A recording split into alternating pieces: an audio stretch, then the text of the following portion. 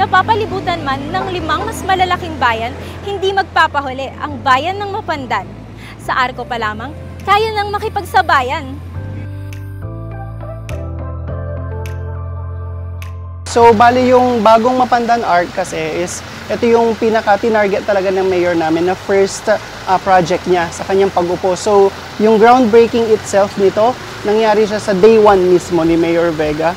And then, ang purpose nito ng pagpapaayos, pag-improve nito, is to attract more tourists para bumisita dito sa Mapandan. And ito, ma-emphasize na since intro pa lang ng bayan, maganda na. So, since maganda yung intro, expect more pagpasok sa loob. As you can see, kung makikita po ninyo yung arko namin, andyan yung simbahan and then yung farmers kasi Mapandan is an agricultural town. And hindi mo din maaano dyan yung Tribu Pandan, which is, yung Tribu Pandan is yung mga dancers dito sa Mapandan na sila yung nagbibigay ng pride sa Mapandan. Like, they compete all over the country and they make sure na lagi silang may nauuwing award.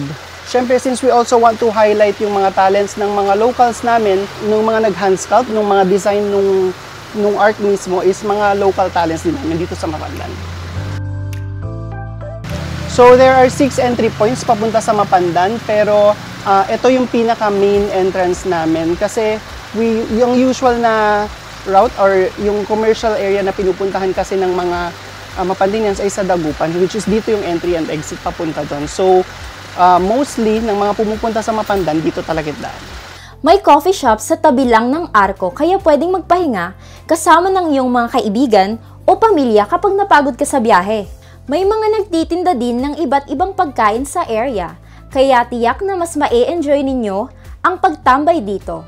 Sa katunayan, dinarayo din ang lugar na ito ng mga bisita mula sa mga karatig bayan.